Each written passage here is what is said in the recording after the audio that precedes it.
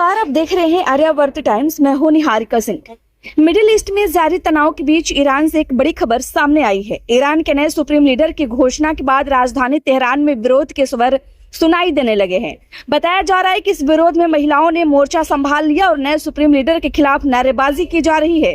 Iran की सर्वोच्च धार्मिक असेंबली ऑफ एक्सपर्ट ने रविवार शाम बड़ा फैसला लेते हुए मुज्तबा खामनेई को ईरान का नया सुप्रीम लीडर घोषित कर दिया है। वे दिवंगत सुप्रीम लीडर अली खामनेई के बेटे हैं और अब उनके उत्तराधिकारी के रूप में देश की सर्वोच्च सत्ता संभालेंगे। 56 वर्षीय मुज्तबा खामनेई ईरानी रिवॉल्यूशन के बाद ईरान के तीसरे सुप्रीम लीडर बन गए हैं। यह फैसला ऐसे समय में लिया गया है जब ईरान और इजराइल के बीच तनाव अपने चरम पर है। रिपोर्ट्स के अनुसार 28 फरवरी को इजराइल और यूनाइटेड स्टेट की ओर से किए गए हमलों में 86 वर्षीय अली खामनेई की मौत हो गई थी। इन हमलों के बाद मिडिल ईस्ट में हालात और ज्यादा गंभीर हो गए और अब यह संघर्ष बड़े युद्ध का रूप लेता हुआ दिखाई दे रहा है। नए सुप्रीम लीडर की घोषणा के बाद राजधानी तेहरान में विरोध के स्वर सुनाई देने लगे हैं। सोशल मीडिया पर एक 17 सेकेंड का वीडियो तेजी से वायरल हो रहा है, जिसमें कुछ महिलाएं फारसी भाषा में नारे लगाती दिख रही हैं। बताया जा रहा है कि इन महिलाओं ने मुज्तबा की मौत हो जैसे नारे लगाए और उनके नेतृत्व का विरोध किया। इस घटना ने अंतर्राष्ट्रीय स्तर पर भी ध्यान खींचा है, क्योंकि ईरान में सार्वजनिक विरोध अक्सर सख्त कार्रवाई के दायरे में आता है। नए सुप्रीम लीडर की नियुक्ति को लेकर अमेरिका की प्रतिक्रिया भी सामने आई है। अमेरिका के राष्ट्रपति डोनाल्ड ट्रंप ने इस फैसले पर नाराजगी जताई है।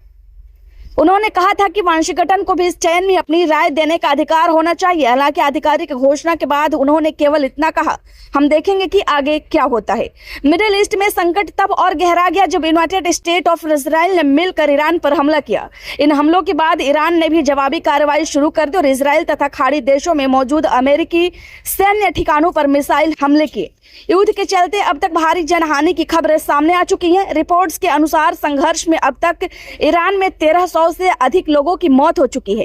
वहीं इजराइल में भी 1 दर्जन से अधिक लोगों की जान गई है। इसके अलावा इस युद्ध में कम से कम 7 अमेरिकी सैनिकों के मारे जाने की खबर भी सामने आई। इन घटनाओं ने पूरे मिडिल ईस्ट को गंभीर संकट की स्थिति में ला खड़ा कर दिया है। अमेरिका के राष्ट्रपति डोनाल्ड ट्रंप और इजराइल के प्रधानमंत्री बेंजामिन नेतन्याहू का कहना है कि ईरान से तत्काल खतरा पैदा हो गया था। उनके मुताबिक अगर पहले हमला नहीं किया जाता तो ईरान इजराइल पर हमला कर सकता था और संभव है कि अमेरिका को भी निशाना बनाया जाता। इसी वजह से उन्होंने पहले हमला करने का फैसला किया। हालांकि इस पूरे घटनाक्रम के बीच सबसे ज्यादा चर्चा तेहरान में महिलाओं द्वारा किए जा रहे विरोध की हो रही है। विशेषज्ञों का मानना है कि ईरान में महिलाओं की आवाज लंबे समय से सामाजिक और राजनीतिक बदलाव की मांग करती रही है।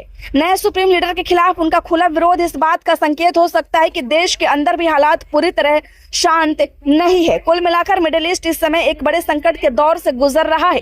एक तरफ ईरान में नया नेतृत्व सामने आया है तो दूसरी तरफ युद्ध और विरोध प्रदर्शन ने हालात को और जटिल बना दिया है। अब पूरी दुनिया की नजर इस बात पर टिकी है कि आने वाले दिनों में ईरान की नई सत्ता और अंतर्राष्ट्रीय राजनीति किस दिशा में आगे बढ़ती है। वैसे आपकी क्या राय है, हमें कमेंट में जरूर बताएं। खबर अच्छी लगी हो तो लाइक करें, कृपया चैनल को सब्सक्राइब करना ना भूलें। धन्यवाद।